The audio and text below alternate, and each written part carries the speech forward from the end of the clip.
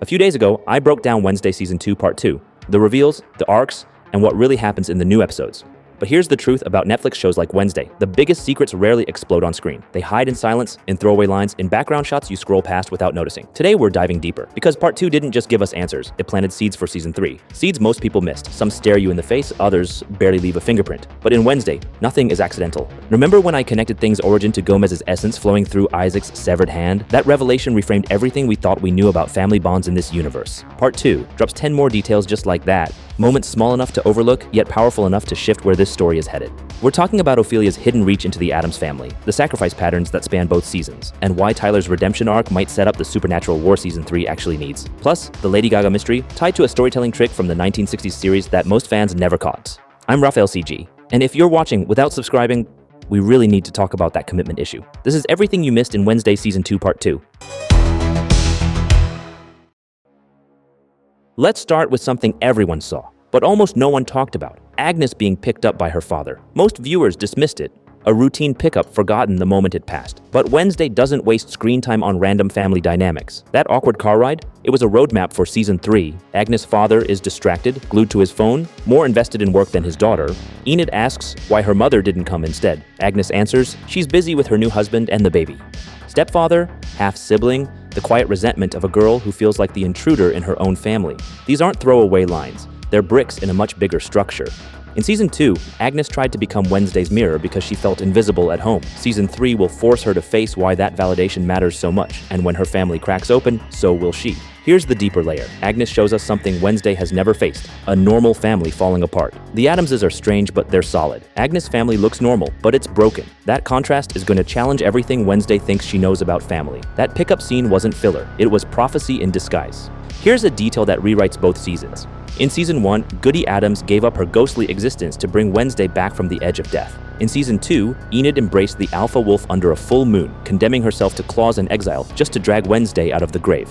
Enid made a choice. She weighed the cost, her humanity, and decided Wednesday was worth it. That tilts everything between them heading into Season 3. Enid didn't just save Wednesday, she proved Wednesday is worth dying for. Remember Wednesday's vision at the start of Season 2? Enid dying because of her. Everyone expected it to happen literally, but we were thinking too small. The prophecy did come true, just not the way anyone imagined. Enid didn't die. She condemned herself, becoming an alpha under the full moon, sealing her fate as prey for every beta that follows. Technically, the vision was right. Enid died the moment her human life ended. The girl worried about homework and dating? Gone. What remains is a predator in exile, cut off from everything she once was. The prophecy was never about blood, it was about erasure. The loss of identity, of choice, of the fragile life Enid had carved for herself. And it happened exactly because of Wednesday, just as the vision warned. That's why it's brutal. A prophecy fulfilled in the cruelest way, not through death of the body, but the death of a life worth living. Here's a detail almost everyone missed. Professor Capri might not be telling the whole truth about Enid's fate. When she warns about the risks of becoming an alpha, her words matter. There are many truths and myths about alpha females, many mysteries and lies that isn't the voice of certainty, it's the voice of doubt. Capri is a werewolf herself. She knows the lore better than anyone. If the curse were truly permanent, why call it mysteries and lies instead of fact? The simplest answer, because it isn't fact. The legends conflict, the stories don't align. And Capri may be holding back more than she admits. Interviews already hint that Enid's Season 3 arc is about clawing her way back to humanity. That only works if a cure exists, or at least a chance of one. Capri's careful wording feels less like warning, more like a breadcrumb trail, which means Wednesday's first battle in Season 3 won't be against monsters. It will be against Professor Capri, the woman who let Enid sacrifice herself without all the answers. Tyler Galpin enters Season 3 stripped of everything. For the first time, he's truly alone, no master. Judy is gone, Wednesday refused to control him, and Capri made it clear her circle isn't about servitude, but support. No family, his father murdered, his mother choosing death over legacy, his uncle Isaac finally gone for good. And the fact that Wednesday saved his life in Season 2 proves something. She still cares, no matter how much she denies it. That sets up the collision. To save Enid, Wednesday will need Capri's knowledge of the Alpha Curse. But Capri's path is Tyler's path. Meeting one means facing the other. The boy who once hunted her may now hold the key to saving her best friend. That's not just growth. That's the story bending toward justice. Here's a theory that connects everything. Season 3 is building toward an all-out war between Hydes and werewolves. Think about it. Enid is now an alpha werewolf in permanent exile. According to Capri, beta wolves will hunt her relentlessly, but Enid won't face that threat alone. She'll have Wednesday fighting to protect her. And if Wednesday needs protection for Enid, where does she turn? To the people who understand supernatural predators better than anyone, Tyler and Capri's Hyde support group. Picture this: Tyler and 4 other reformed Hydes standing between Enid and a pack of beta werewolves, while Wednesday frantically searches for a cure. Hyde's defending a werewolf, enemies becoming allies. The supernatural politics of the Wednesday universe finally exploding into open warfare. We've seen individual fights between Hydes and werewolves. We've never seen pack versus pack. Season 3 might be the perfect time to explore that conflict on a larger scale. And honestly, after 2 seasons of psychological horror, a supernatural war sounds exactly like the kind of escalation Wednesday needs to keep evolving. Now for the detail that twists the Addams family dynamic. Aunt Oilia doesn't just command ravens, she may command Lurch. Watch his eyes. One is always clouded, damaged. The same eye mirrored on her ravens. And whenever the camera lingers there, the birds appear. In Season 1, the camera lingers on Lurch's clouded eye. And moments later, ravens slam into the car. In Season 2, the same gaze, the same omen. Remember, Lurch drives the family everywhere. He overhears every conversation. He knows Wednesday's routines, her friends, her secrets. If Oilia sees through that eye, she isn't just watching, she's steering their lives from the shadows, which means Oilia has been inside the house all along. Here's a detail hidden in plain sight.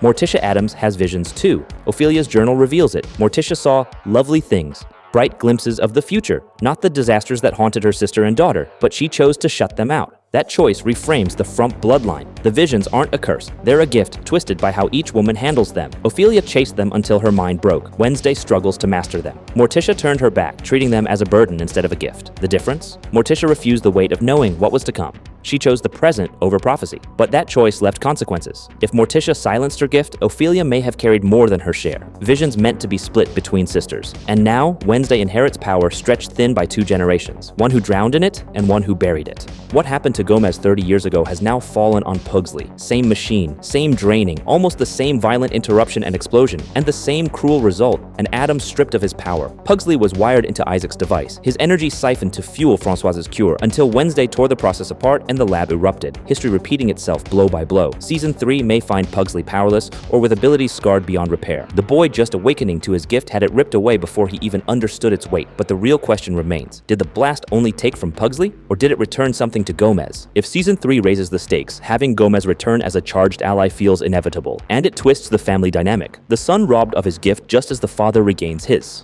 Isaac's obsession echoing across generations. We'll see if the spark returns, but the groundwork is already laid. Time to face the mystery head-on. Lady Gaga's Rosalyn Rotwood. Her appearance felt less like a character debut, more like a ghost slipping through the cracks. Brief, cryptic, a spirit who vanishes before questions can be asked. But maybe that's the point. Working theory. Rosalyn isn't separate at all. She's Oilia Frump's projection. Oilia has been locked away for years, unreachable except by her mother Hester. But she's a psychic of terrifying strength, strong enough to send her consciousness beyond prison walls. Rosalyn could be that extension, her spirit walking free while her body stays captive. It explains the knowledge, the timing, and it ties back to the 1960s Addams Family series, where Carolyn Jones played both Morticia and Oilia. 2 faces, 1 actress. Netflix may be echoing the same trick. And here's the bigger question. When Oilia finally turns around, who will we see? Will Netflix keep the tradition alive by letting Catherine Zeta-Jones play both Morticia and Oilia? Or will Lady Gaga step fully into the role? That choice matters, because it decides whether Rosalyn is just a mask, or the true face of Oilia, and that message scrawled on the wall. It isn't a threat, it's a warning. A prophecy of forces moving to erase the Addams bloodline, while Rosalyn, or Oilia through her, tries to prepare Wednesday for the storm ahead. Wednesday, as Season 2 Part 2, wasn't just closure, it was preparation, seeds planted for conflicts that won't bloom until Season 3. Agnes's fractured home will force Wednesday to face a kind of dysfunction she's never known. The sacrifice pattern proves she survives only because others are willing to burn for her, and Enid's prophecy shows that fate always finds a way. Technically true, but emotionally devastating. Capri's careful words hint that Enid's curse may not be final. Tyler's isolation points to redemption, and the looming Hyde-Wolf war threatens to push Nevermore into open conflict. Ophelia's hidden surveillance through Lurch reveals the family was never truly alone. Morticia's suppressed visions explain why the gift weighs heavier on some than others. And Pugsley's stolen powers echo Gomez's tragedy, stretching Isaac's obsession across generations. Even the Lady Gaga mystery feels less like a cameo, more like a mask. Ophelia's influence reaching out from the shadows. None of this is random. It's scaffolding, the framework of Season 3. Supernatural war, family mysteries, and Wednesday forced to accept that survival sometimes means letting others in. What about you? Did you catch any of these details on your first watch? And what's your theory on Lady Gaga's true role in this universe? Tell me in the comments. And if you want to keep diving into Wednesday's hidden layers, my full breakdown of Isaac Knights Explained is waiting. Link in the description. Still watching without subscribing? Tell me why in the comments. I'm Raphael CG. See you in the next one.